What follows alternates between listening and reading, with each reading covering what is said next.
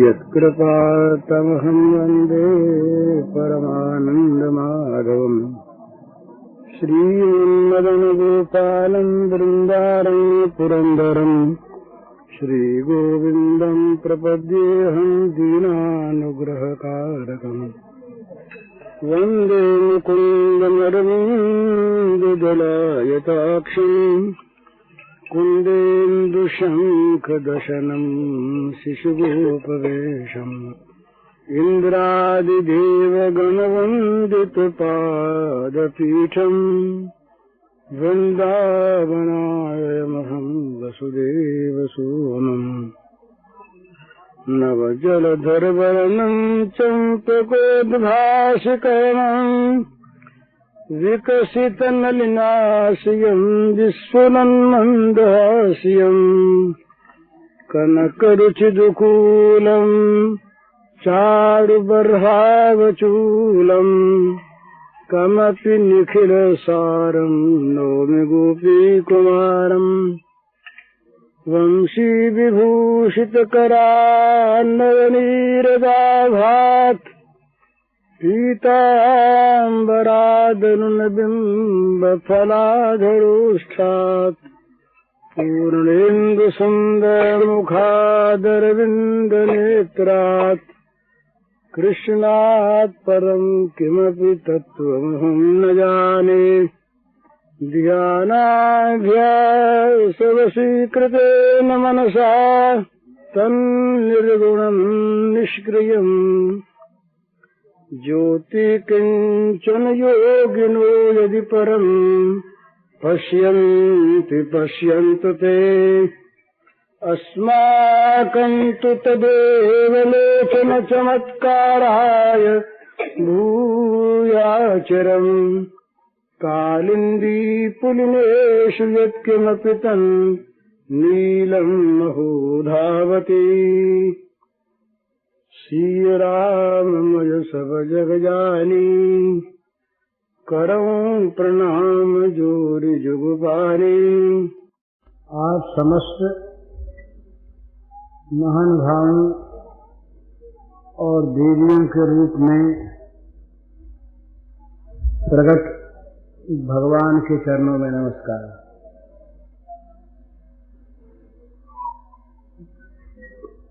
कल अपने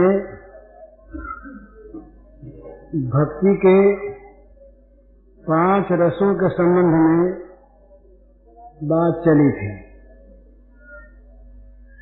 ये भक्ति के अनेक प्रकार हैं।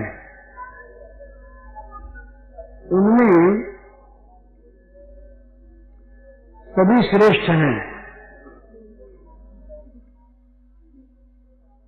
2 प्रकार की भक्ति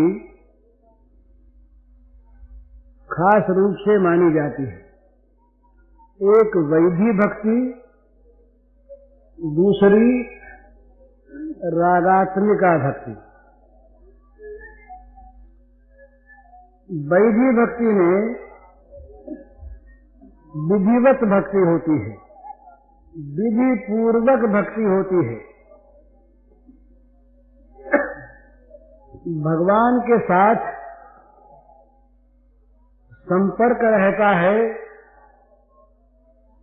भक्त और भगवान का अवश्य, पर उसमें बड़ा डर है भगवान कहीं नाराज न हो जाएं,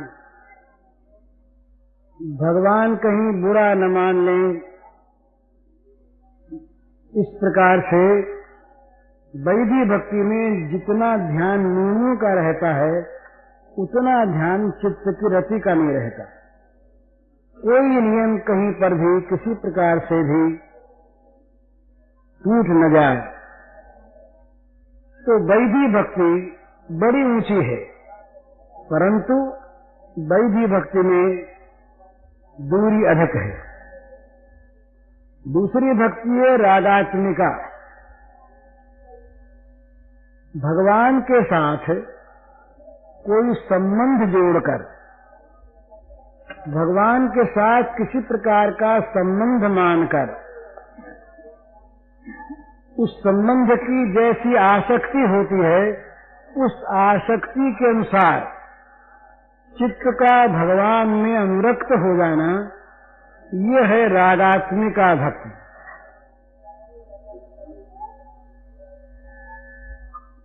ये रागात्मिका भक्ति अयोध्या के ब्रज के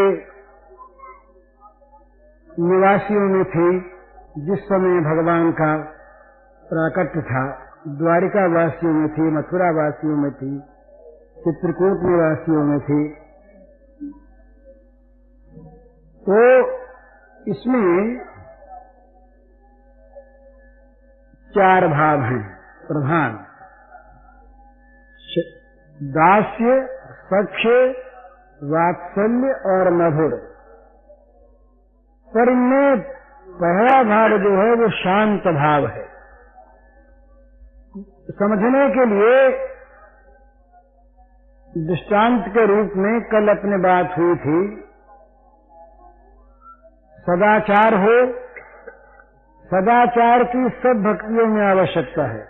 सदाचार हो, भगवान के प्रति चित्त में अनुरक्ति हो, श्रद्धा हो। भगवान सर्वोपरि तत्व हैं, सर्वात्मा हैं, सर्वेश्वर हैं, सर्वलोक महेश्वर हैं, सर्वलोकाधिपति हैं, सर्व साक्षी हैं, सर्वतो चक्षु हैं, सर्वदृष्टा हैं। इस प्रकार भगवान की महत्ता का, भगवान के पद का, भगवान के तत्व का, भगवान के गौरव का ध्यान हो और भगवान के प्रति पूज्य भाव से अपने सारे कर्म भगवान को अर्पण करते हुए भगवान की पूजा की जाए। ये शांत भक्ति है। शांत भक्ति में भगवान के साथ किसी प्रकार का व्यक्तिगत संबंध नहीं होता। जैसे कल अपनी बात हुई थी, एक कोई राजा है और उस राजा की जितनी भी राजभक्त प्रजा है, तो सारी प्रजा के सारे लोगों का राजा के साथ प्रजा के नाते अपनत्व का संबंध है। वे राजा की भक्ति करते हैं और राजा प्रजा के नाते सबके साथ, प्रत्येक प्रजाजन के साथ सद्व्यवहार करते हैं, सबका संरक्षण करते हैं, पालन करते हैं, पोषण करते हैं, सबके सुख दुखों को देखते हैं, उनका निवारण करते हैं। परंतु ये आम तौर पर, साधारण तौर पर किसी के साथ खास व्यक्तिगत संबंध नहीं है। ये मानो शांत भक्ति है, बड़ी ऊंची चीज। अब कल जैसे बात हुई थी, शांत, इस शांत वृत्ति में से ही, शांत रस में से ही दास रस की उत्पत्ति होती है। भगवान के प्रति भक्ति है, भगवान के प्रति श्रद्धा है, भगवान के प्रति परम पूज्य भाव है, भगवान को रक्षण करता, प्राण करता, पालन करता, पोषण करता मानते हैं। इसी प्रकार भगवान भी भक्त वत्सल, प्रजावत्सल भगवान सारी प्रजा के, प्रजाजन के नाते प्रत्येक का वो कल्याण करते हैं। अब इसी में से किसी एक आदमी के साथ भगवान का संबंध हो गया स्वामी सेवक का। प्रजा में से ही किसी आदमी ने भगवान के यहाँ नौकरी प्राप्त कर ली महल में। आप लोगों ने देखा होगा, राजा अब टूट गए, बेचारे राजा रहे नहीं। अब भी जो राजा बने हुए हैं उन पर भी कहा जा सकता है, वो जब दरबार में बैठते हैं, काउंसिल में बैठते हैं, असेंबली हाउस में बैठते हैं, पार्लियामेंट हाउस में बैठते हैं, उस समय एक विशेष नियम है। सबकी अलग अलग चेयर्स हैं, सबके अलग अलग अधिकार हैं, सब अलग अलग वहां पर नियमानुसार कार्य करने को, बैठने उठने को बाध्य हैं। पर उन्हीं में से कोई अधिकारी, कोई राजा, कोई मंत्री जब अपने घर में रहता है तो दरबार के नियमों से आबद्ध नहीं रहता। घर का उसका व्यक्तिगत स्वातंत्र है।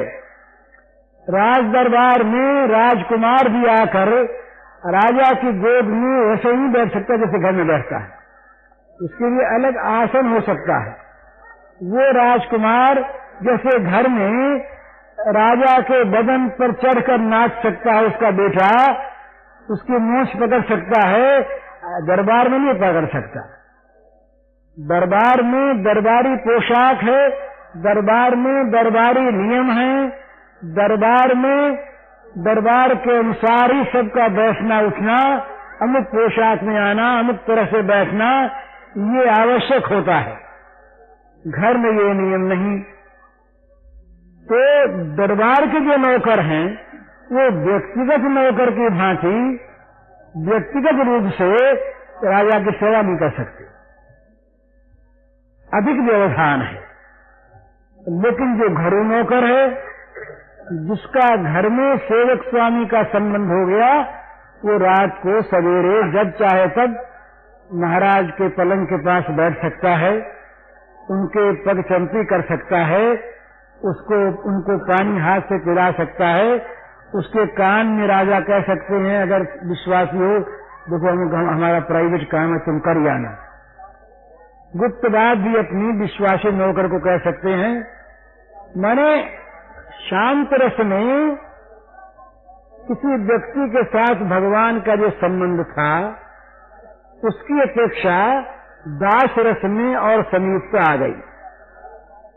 दास रस का जो भक्त है, जो दास हो गया, जो भगवान को मालिक मानता है और अपने को नौकर मानता है, ऐसा जो स्वामी सेवक संबंध वाला जो भक्त है, वो भक्त शांत रस वाले भक्त की अपेक्षा भगवान के अधिक समीप है। वो भगवान का अपना नौकर है, वो भगवान की अपनी सेवा करता है, वो भगवान के महल में रहता है, वो भगवान की व्यक्तिगत बात सुन सकता है, वो पास बैठ सकता है, वो पैर दबा सकता है, वो हवा कर सकता है, समीप बैठ करके समीपता आ गई।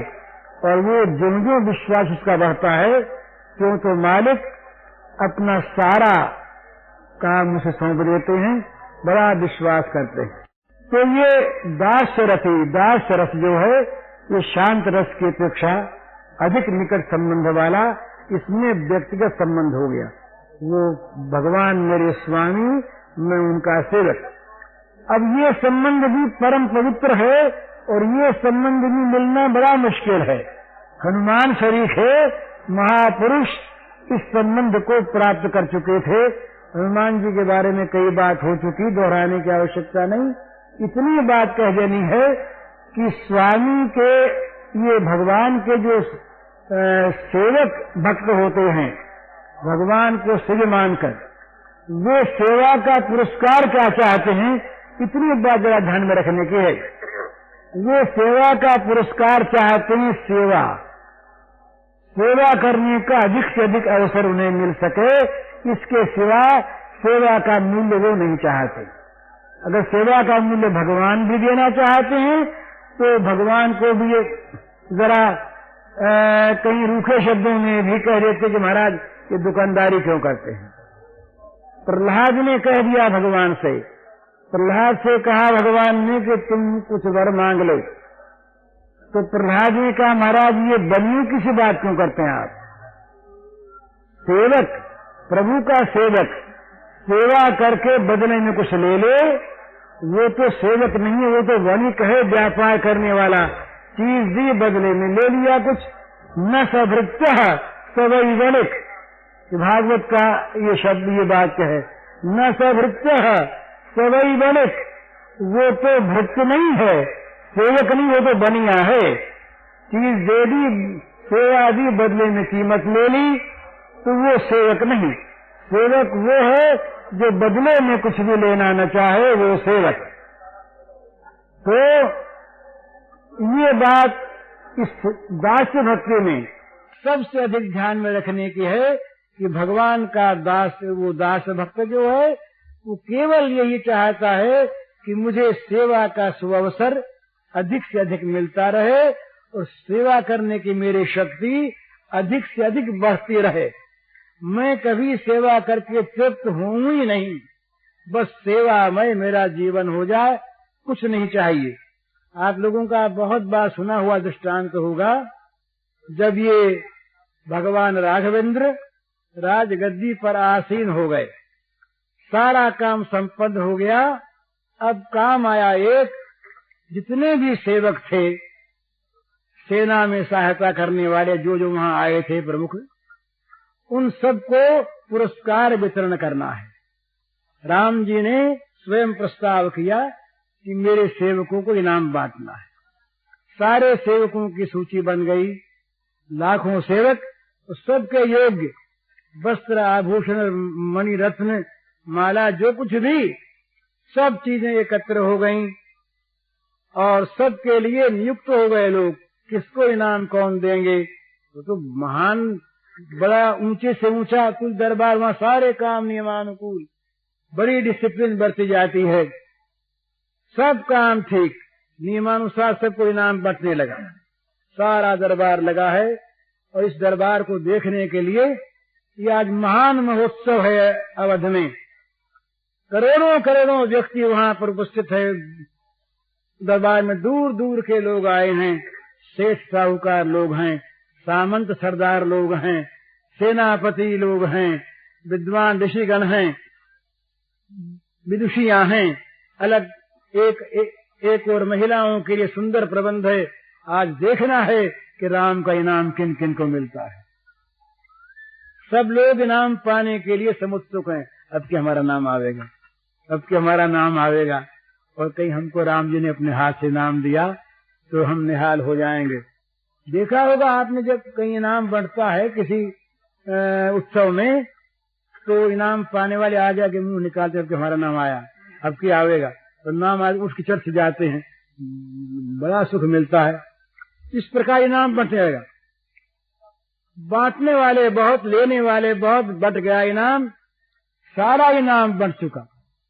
एक व्यक्ति वहां पर ऐसा है जो इनाम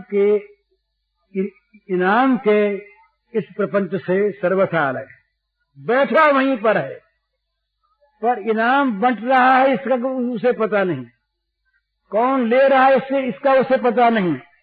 मानो इस इनाम की लीला से वो सर्वथा पृथक है, एक कोने में बैठा है, उसकी आंख इनाम पर नहीं, इनाम की वस्तुओं पर नहीं, इनाम बांटने वाले व्यक्तियों पर नहीं, कोने में बैठा दृष्टि लगी हुई है भगवान राघवेंद्र और सीता के प्रति देख रहा है। कब कोई इशारा कर दे, संकेत कर दे, सेवा कोई सौंप दे, इनाम से मतलब नहीं, सारा इनाम बन चुका। वो कौन है? वो है सेवक शिरोमणि भगवान हनुमान जी। अलग एक कोने में बैठे हैं, चुपचाप निर्निमेष दृष्टि से, आंख की पलक पड़ नहीं रही। कहीं पलक पड़ने के समय और राम जी इशारा कर दें तो सेवा किससे वंचित हो जाए, तो केवल राम की ओर बिना पलक डाले निर्निमेष दृष्टि से देख रहे हैं, कुछ आज्ञा हो जाए, इनाम बंट गया। हनुमान को पता ही नहीं इनाम बंट गया, इनाम बंट गया, कहीं हनुमान का नाम आया नहीं। चुपचाप हनुमान बैठे, सब लोग बड़े प्रसन्न। सीता मैया के मन में आया क्या हो गया, क्या राघवेंद्र हनुमान को भूल गए? माता ने कहा, सरकार हमारे हनुमान को कुछ नहीं मिला। तो राम जी बोले, हनुमान को देने योग्य कोई वस्तु मेरे पास नहीं है। पहले कह चुके थे ना, सुन कपि तो ही उरिन मैं नाही, कर विचार देखा मन माही, प्रत्युपकार करूं का तोरा, सन्मुख होए न सकत मन मोरा। हनुमान, तुम्हारा प्रत्युपकार मैं क्या करूं, तुम्हारे सामने मेरा मन नहीं ऊंचा हो सकता। जैसे कर्जदार का सिर नीचा रहता हमेशा महाजन के सामने। राम जी कहते हैं उसका तो सिर ही नीचा रहता है, मेरा तो मन नीचा हो गया तुमसे, तुम्हारे सामने मन नहीं कर सकता। तो राघवेंद्र बोले, देवी सीते, हनुमान को देने योग्य पुरस्कार मेरे पास नहीं। सेवा उसकी इतनी हनुमान जी की कि जिसका बदला देने की कोई वस्तु भगवान के पास नहीं है और है नहीं। मैया के मन में आया, हनुमान का मत बढ़ाना था, मैया के मन में आया, ये जो मैं हार पहने हुए हूँ, ये कुबेर के यहाँ से रावण लाए थे और रावण के वध हो जाने पर यह हार मिला विभीषण को, और विभीषण जी ने लंका से लौटते समय माता के भेंट कर दिया यह हार। तो वो कुबेर का अमूल्य हार श्री जगत जननी सीता जी पहने हुए थी। उनके मन में आया, ये हार तो मेरे गले का, ये दे दूं मैं। भगवान से कहा तो सरकार ये हार दे दूं। राम जी हंसे, जानते थे। राम जी बोले, हनुमान के लिए सीते अजय क्या है, तुम जो चाहो सो दे दो। ये बात गुपचुप हो गई। हनुमान जी देख रहे हैं कि ये क्या गुपचुप बात हो रही है, सरकार में कहीं मुझे ही कोई सेवा मिलेगी क्या। उनको हार का पता नहीं, सेवा का पता। तमाम लोगों की दृष्टि गई, राम जी क्या बात कर रहे हैं। इतने में सीता जी ने इशारा किया आंख से और यूं कहा, हनुमान को बुलाया, आ जाओ। हनुमान निहाल हो गए कि मुझे अब सेवा मिलेगी, कोई सेवा मिलेगी। उन्हें इनाम का पता नहीं, सेवा मिलेगी। हनुमान जी ने जाकर के सीता जी के चरणों में प्रणाम किया, राघवेंद्र को प्रणाम किया, सिर झुकाया। सिर झुका के उठने लगे तो माता ने हार उतार के गले में डाल दिया। गुस्सा मालूम दिया, देखा ये क्या चीज है। सीता जी ने कहा, जाओ बैठ जाओ। हनुमान जी बड़े आश्चर्य में कि ये क्या तमाशा किया। माँ ने बुलाया, सेवा बताई नहीं, और ये गले में क्या बखेड़ा सा डाल दिया और आज्ञा दे दी, जाओ बैठ जाओ। आज्ञा तो मान नहीं, जाके बैठ गए। अब उसको हार को यूं निकाल के देख रहे हैं ये माता ने गले में क्यों डाला, ये क्या चीज है और क्यों ये ऐसा हुआ, तो जरूर इसमें कोई रहस्य होगा। अब वो सिय राम में सब जग जानी, कहूँ प्रणाम जोड़े जो पानी। समस्त भूतों में, सारे जीवों में हैं, सर्वमित वासुदेव, सब में भगवान को देखने वाले हनुमान ने मणियों में देखा राम जी हैं कि नहीं। अब राम जी के वहां माया, हनुमान को सब जगह राम जी दिखते हैं, पर उस दिन भगवान ने ऐसी अलौकिक लीला की कि मणियों में राम जी नहीं दिखाई दी। हनुमान की महत्ता को बतलाना था, आज नहीं दिखाई दी। हनुमान जी ने सोचा कि जिनमें राम नहीं, वो चीज तो चीज ही नहीं, वो किस काम की, चलो फेंक दें। उठा के फेंकने लगे, फिर मन में स्फुरना हुई कि शायद अंदर हूं, मणियों के अंदर हूं। अब ये अपने देखिए, दुनिया अपनी आंख से जगत को देखती है, वो मणि कितने मूल्य की है ये हनुमान की दृष्टि में नहीं है। हनुमान तो देखते हैं ऊपर राम नहीं दिखे तो शायद अंदर राम होंगे। तो हनुमान बड़े बलवान, मणि क्या चीज, यूं किया मणि टूट गई मणि। तो यूं देख लिया, देखा तो राम नहीं दिखे तो फेंक दी। दूसरी मणि ली, दांत से चट से उसको तोड़ लिया, फिर देखा राम नहीं दिखे, फेंक दिया। अब महाराज दरबार था न, बड़े बड़े रत्नों के पारखी जौहरी लोग बैठे वहां पर, बड़े बड़े राज दरबारी लोग बैठे जो रत्नों का मूल्य जानते। उनके मन में व्याकुलता, अरे राम राम राम, सीता जी भी बड़ी भोली है, तो बोले तो क्या, बंदर को हार दे दिया। अब उस बंदर को क्या पता हार की कीमत का, कितना बहुमूल्य हार, एक एक मणि बहुमूल्य, और ये बंदर तोड़ के फेंक रहा है। दुख हुआ पर हनुमान जी तो दूसरे जगत में है, ये दूसरे जगत में, अपना अपना जगत अलग अलग है। अपनी अपनी आंख अलग अलग है, अपनी अपनी भावना अलग अलग है। किसी के लिए बहुमूल्य वस्तु और किसी के लिए जो राम से विहीन है वो किसी काम की वस्तु नहीं, वो तो फेंक देने लायक, फेंक देने लायक। और सच्ची बात है, जिस वस्तु में राम नहीं वो फेंक देने लायक। फेंक देगा, जहां 2-4 मनियों को फेंका, अब सहन नहीं हुआ जौहरियों से। कहा ये तो बड़ी बर्बादी हो रही है, और राम जी भी नहीं बोलते हैं। उनके मन में बोले ये राम जी तो देखो बड़े शीलवान हैं, हनुमान ने बड़ी सेवा की, नुकसान तो बहुत कर रहा है वो।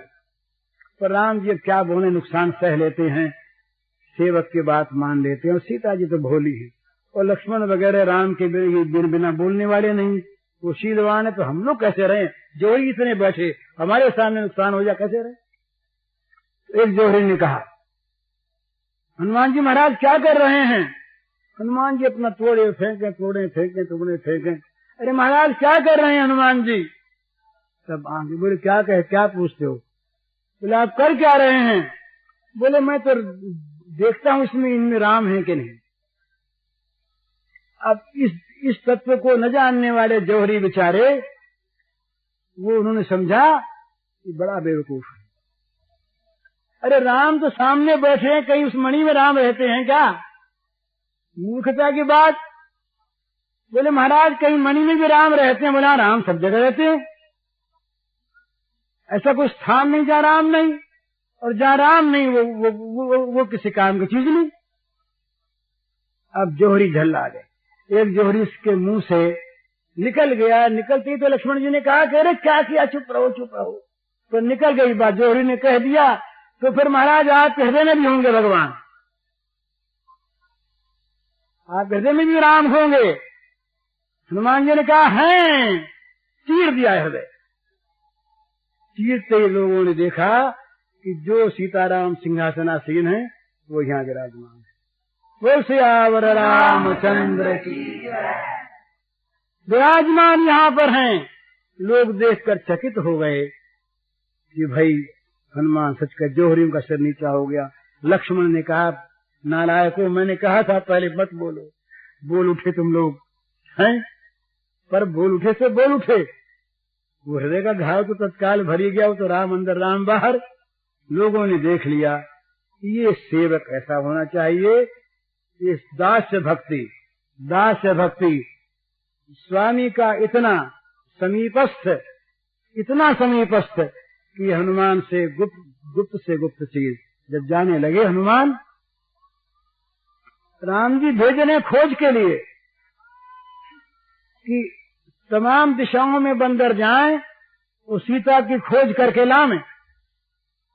पर राम सर्वांतर्यामी, सबके सामने बात नहीं प्रकट की।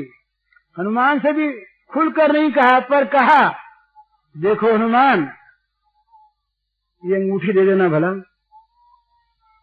सुग्रीव को अंगूठी नहीं दी, अंगद को नहीं दी, किसी और को नहीं दी। बोले हनुमान ये मेरी अंगूठी दे देना, तो सीता से संदेश मेरा कह देना।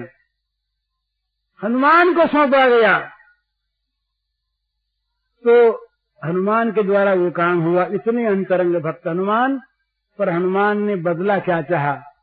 कोई चीज मांगी हनुमान ने, कोई राज्य मांगा, कोई मोक्ष मांगी, किसी प्रकार की संपत्ति मांगी, कुछ दान मांगा, नहीं नहीं नहीं, नहीं।